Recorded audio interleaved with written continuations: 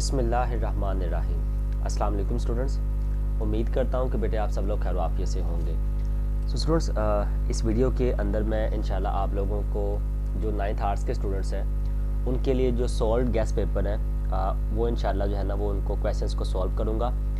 और अगर आप सिर्फ इन्हीं क्वेश्चंस को सॉल्व कर लेंगे तो इंशाल्लाह अल्लाह ताला के दर से मुझे पूरा यकीन है, मुझे उनकी ज़ात पे पूरा यकीन अल्लाह की ज़ात के ऊपर कि वो इंशाल्लाह यही क्वेश्चन जो है वो आपको पेपर के अंदर आएंगे। ठीक है, तो एक तो आपने इन क्वेश्चंस को अच्छी तरह समझना है और उसके बाद इनको नोट करना है। ठीक है, और एट दी एंड जो है ना मुझे व्हाट्सएप के ऊपर जो है ना आपने जब आप ये समझ लें कर लें तो व्हाट्सएप के ऊपर आपने मुझे मैसेज करना है, जो कि नंबर मेरा अबाउट के अंदर लिखा हुआ है।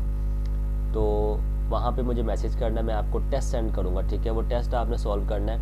देन इंशाल्लाह अल्लाह ताला के करम के साथ जो है ना आपकी तैयारी बेहतरीन हो जाएगी। ठीक है, तो चलिए स्टार्ट करते हैं बेटे अल्लाह का नाम लेके। पहला क्वेश्चन है जी, पहले शॉर्ट क्वेश्चन हम करेंगे। ठीक है, उसके बाद फिर लॉन्ग क्वेश्चन। ये डे बाय सीरीज़ चलेगी पेपरों तक, जितने भी आपके दिन बन जाएंगे वो इंशाल्लाह उसमें सारे के सारे मैं सॉल्व करूँगा। अच्छा बेटे, क्वेश्चन नंबर 1 है जी आपके पास। उसमें वो क्या कहता है कि आपने ना वो क्या कहता है 20:50 प्रोपोर्शन यानी तनासब 8:x। ठीक है, इसमें आपने ना x की वैल्यू जो है वो फाइंड करनी। ठीक है, इसमें आपने किसकी वैल्यू फाइंड करनी है? x की वैल्यू। तो इसमें x की वैल्यू आपने फाइंड किस तरह से करनी है, उसका तरीकाकार क्या होगा? सबसे पहले आपने सोल्यूशन की हेडिंग देनी है, सोल्यूशन की हेडिंग। ठीक है, ये 20 और क्वेश्चन को एक बार रिपीट कर लेना है। 20:50 मुतनासब 8:x के। ठीक है, तो ये जो साइन है ना आपके पास ये वाला निस्बत का, इसको आपने बटे की फॉर्म में लिखना है, यानी 20/50। और ये जो दो साइन है ना आपके पास, दो रेशो इकट्ठी लिखी है, इसका मतलब है प्रोपोर्शन यानी बराबरी। इसी तरह फिर 8 और ये वाला x ऐसे का ऐसे ही आ जाएगा। उसके बाद इनको आपने करना है क्रॉस मल्टीप्लाई। ये लाइंस आपने नहीं लगानी, ये बस मैं आपको समझाने के लिए लगा रहा हूँ। ठीक है, तो ये 20 multiply by x is equal to 8 multiply by 50 हो जाएगा। अब 8 को 50 के साथ जब हम मल्टीप्लाई करेंगे तो हमारे पास कितना आएगा? 400। ठीक है, और 20 को x के साथ मल्टीप्लाई करेंगे तो हमारे पास जनाब कितना आ जाएगा? 20 आ जाएगा। अब हमने वैल्यू फाइंड करनी है x की, तो 20 इधर मल्टीप्लाई हो रहा है तो इधर आके ये क्या हो जाएगा? डिवाइड हो जाएगा। तो x इज़ इक्वल टू आ जाएगा 400 डिवाइडेड बाई 20। ये 0 से कट जाएगा, 2 1 दा 2 और 2 20 दा 40, तो x इज़ इक्वल टू आ जाएगा 20 के। ठीक है, इस तरह से ये x की वैल्यू जो है वो आपकी फाइंड जो है ना वो आप लोग कर लेंगे। ठीक है, होप सो कि आपको अच्छी तरह से इसकी जो है ना वो समझ आ गई होगी। उसके बाद बेटे नेक्स्ट देखें क्वेश्चन नंबर 2। क्वेश्चन नंबर 2 में मेरे बच्चों आपसे वो क्या कहता है कि अगर आपके पास वो कहता है कि अगर आपके पास a/b बराबर हो 2/3 के। ठीक है, a/b बराबर हो 2/3 के, तो आपने कीमत मालूम करनी है 6a/2b। ये दो वैल्यू जो है ना वो आपने फाइंड करनी है। तो सबसे पहले तो आप इसको सॉल्व करो। तो सॉल्यूशन की हेडिंग देनी है आपने यहाँ पर, तो ये a/b बराबर 2/3 होगा। ठीक है, ये a/b बराबर हो जाएगा 2/3 के।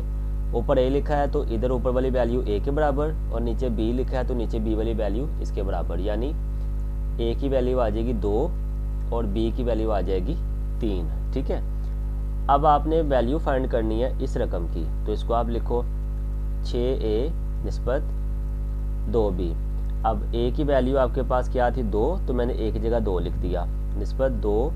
b की वैल्यू क्या थी? 3, तो मैंने 3 लिख दिया। ठीक है जी, अब मैं 6 को 2 के साथ रब दूंगा तो 12, और 2 को 3 के साथ रब दूंगा तो 6।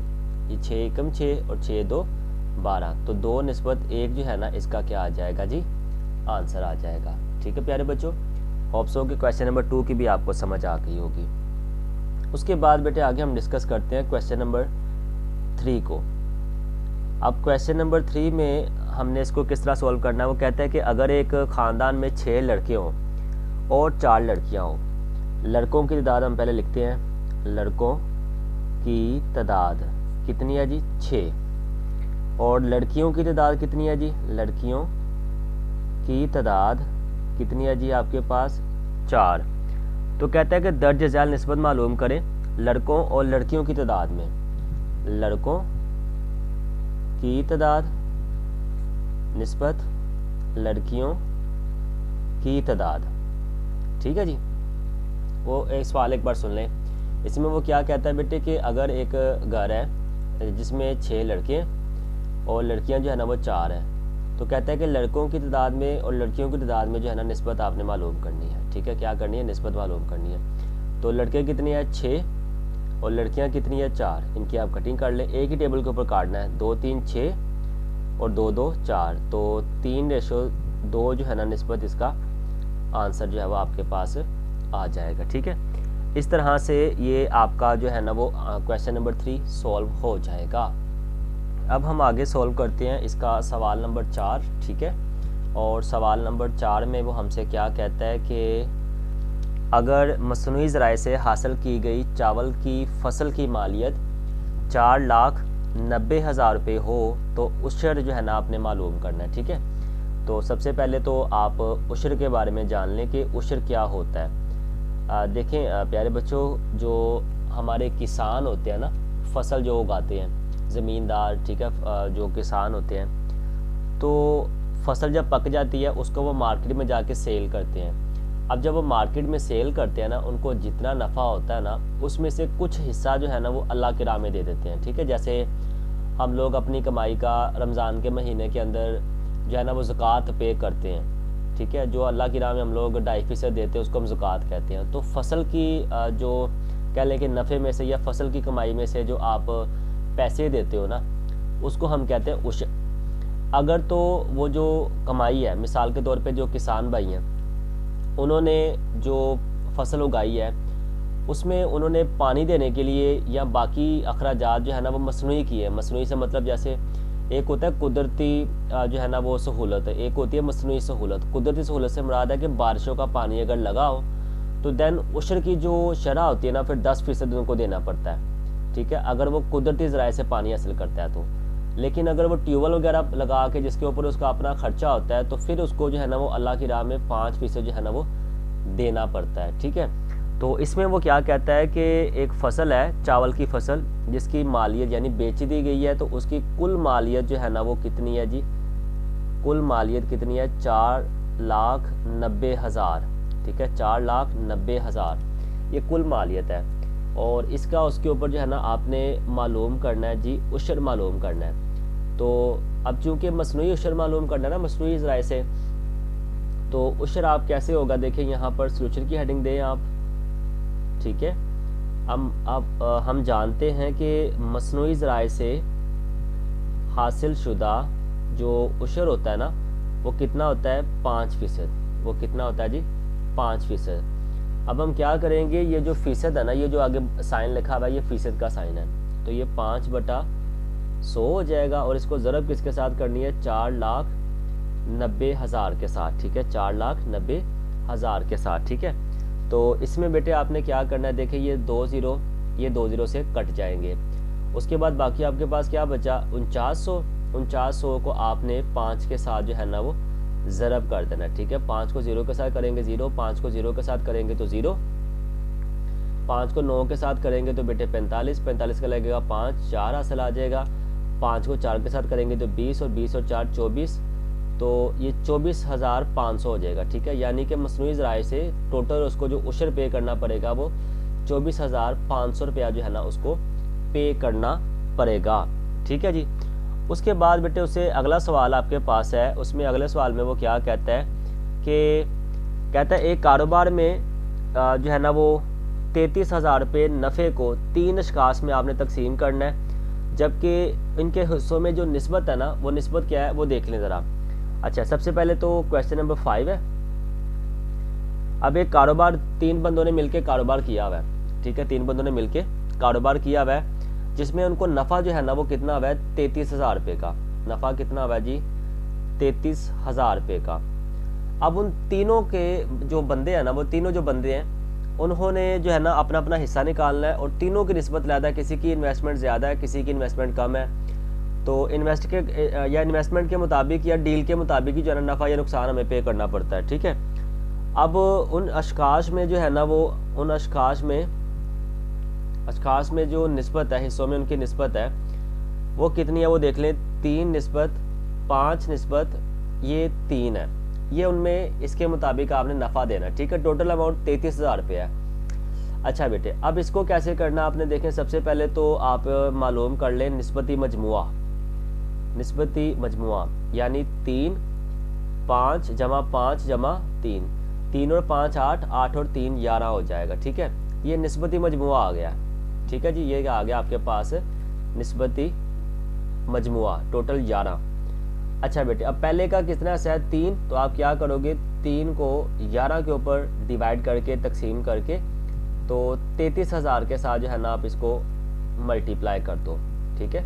ये 11 कम 11, 11 3 33। अब 3 को आपने 3,000 के साथ रख देना है तो 9,000 रुपया आ जाएगा, ठीक है जी। कितना आ जाएगा 9,000 रुपया। ये पहले बंदे का जो है ना वो हिस्सा आ जाएगा 9,000 रुपया। दूसरा जो शख्स है उसका कितना आएगा जी वो देखो, उसका हिस्सा कितना है 5 है। तो आपने क्या करना है 5 बटा 11 ज़रब 33,000, ठीक है जी। ये 11 कम 11, 11 3 आपके पास हो जाएगा जनाब 33, और 3 को 5 के साथ यानी 5 को 3,000 के साथ रख देंगे तो 15,000 आ जाएगा। कितना आ जाएगा जी 15,000। दूसरे शख्स का जो हिस्सा है वो आपके पास कितना आ जाएगा 15,000, ठीक है। यहाँ पर आप इसको सर्कल कर लें ताकि आपको याद रहे।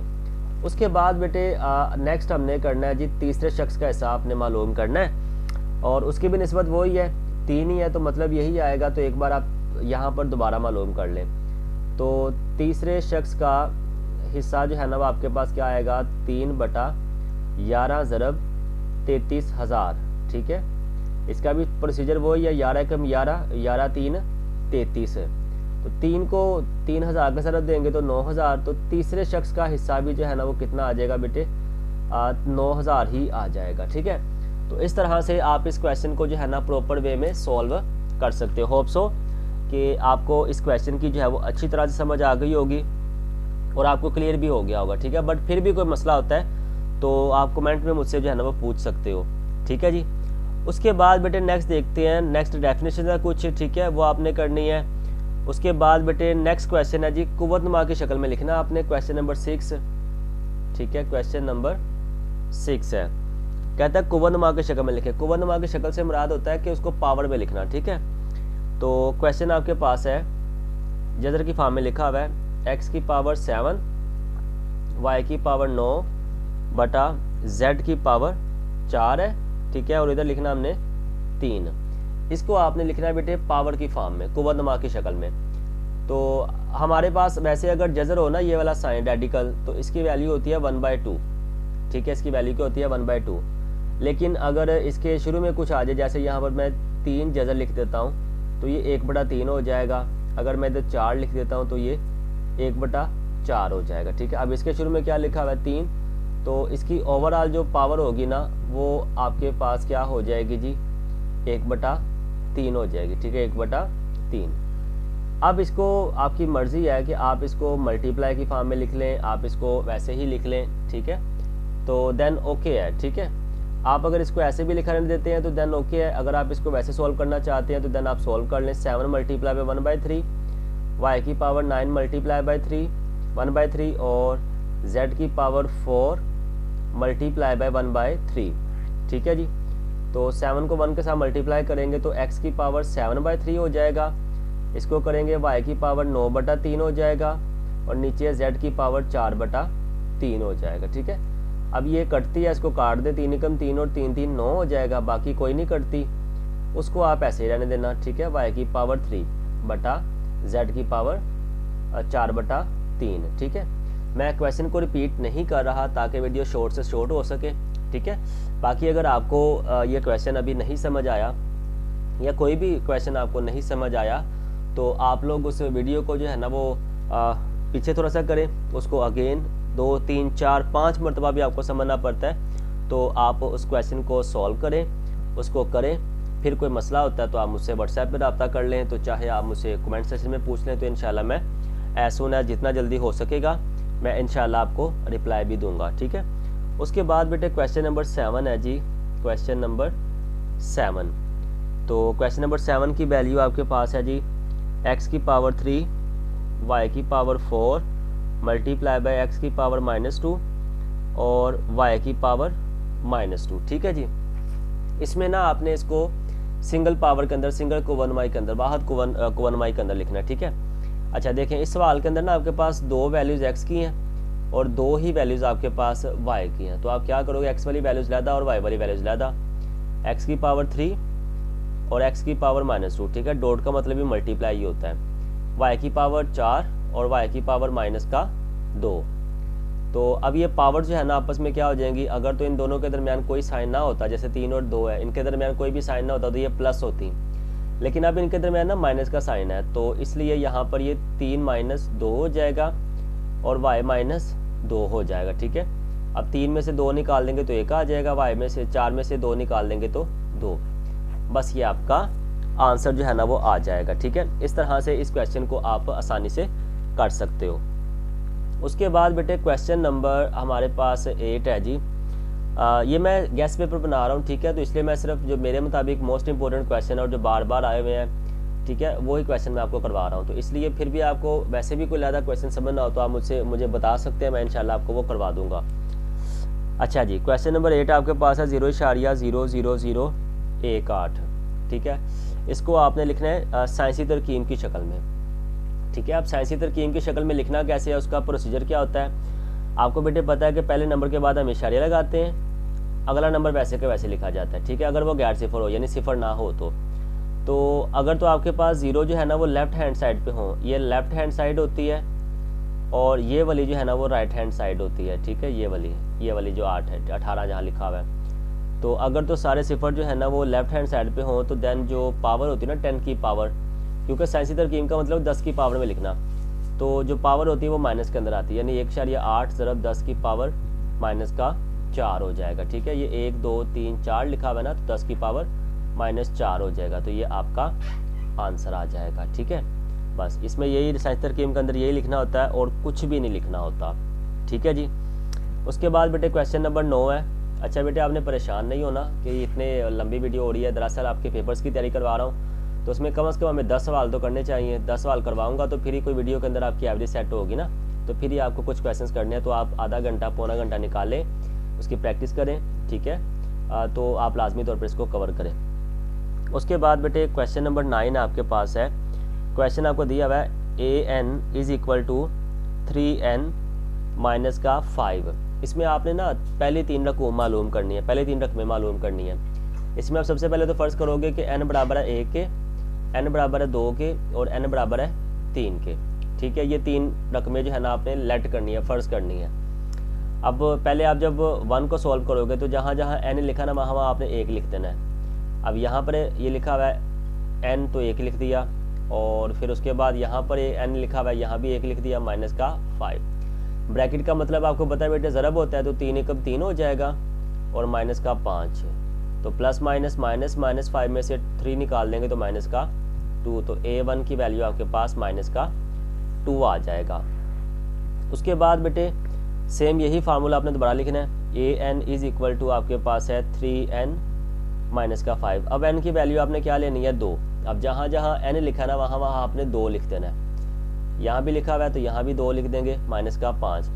अब 3 को 2 के साथ रख देंगे तो 6 - 5, तो a2 की वैल्यू आपके पास सॉरी अभी हल हो रहा है, a2 की वैल्यू आपके पास 1 आ जाएगा। ठीक है। तो 6 में से 5 निकाल देंगे तो 1 आ जाएगा। उसके बाद एक वैल्यू रहेगी बेटे, तो वो an बराबर आ जाएगा 3n - 5 के। ठीक है। अब n आपने फ़र्ज़ करना है 3 के बराबर, तो अब जहाँ जहाँ भी लिखा ना n लिखा वहाँ पे आपने 3 लिख देना है, तो ये 3 × 3 हो जाएगा -5। 3 को 3 के साथ मल्टीप्लाई करेंगे तो 9 - 5 और इधर आ जाएगा 3, तो 9 में से 5 निकाल देंगे तो 4, तो a3 की वैल्यू जो है ना वो आपके पास क्या आ जाएगी जी 4 आ जाएगी। ठीक है। इस तरह से बेटे आप तीनों रकमें जो है ना वो इसकी फाइंड कर लोगे, a1 की वैल्यू भी, a2 की वैल्यू भी और a3 की वैल्यू भी। ठीक है। होप सो कि आपको ये क्वेश्चन अच्छी तरह समझ आ गया होगा और इसमें किसी भी किस्म का मसला जो है ना वो आपको नहीं हुआ होगा। ठीक है। एक आखिरी सवाल हम करते हैं, उसके बाद इस लेक्चर को हम लोग करते हैं वाइंड अप। ठीक है। तो आप लोग भी थक गए होंगे यकीनन, तो बाकी जो भी हिम्मत नहीं हारनी, कोशिश करनी है ताकि आपको इसका कोई फ़ायदा भी वीडियो बनाने का मेरी, ठीक है। क्वेश्चन नंबर 10 है जी, वैल्यू उसकी आपके पास है x-1 और x+7, ठीक है। इनके दरमियान आपने जमी वस्त मालूम करना है। जमी का मतलब तो आपको पता जमा करना, और वस्त का मतलब होता है दरमियान मालूम करना। तो आपने याद रखना है कि जब भी हमने किसी भी वैल्यू का वस्त मालूम करना था, वस्त का मतलब दरमियान, जैसे ये पेन है, ठीक है, अब मुझे इसका वस्त मालूम करना है, इसका दरमियान मालूम करना है, तो मैं क्या करूँगा, इसको 2 हिस्सों में डिवाइड कर दूंगा। तो आपने भी याद रखना है कि जब भी कोई भी वैल्यू आपके पास हो जिसका आपने वस्त मालूम करना है, तो उसको 2 के ऊपर तकसीम करना है। उसको किसके ऊपर तकसीम करना है, 2 के ऊपर, ठीक है। अब पहली वैल्यू ये है, दूसरी वैल्यू ये है, तो दोनों को प्लस करें, ये प्लस कर दिया, ठीक है, और इसको डिवाइड किसके ऊपर करना है, 2 के ऊपर। ये फार्मूला भी याद रखना है, a जमा b बटा 2, ये जमी वस्त का फार्मूला होता है। पहली वैल्यू a की वैल्यू होती है, दूसरी वैल्यू b की वैल्यू होती है, ठीक है। a की वैल्यू ये वाली है और b की वैल्यू ये, तो a प्लस b बटा 2।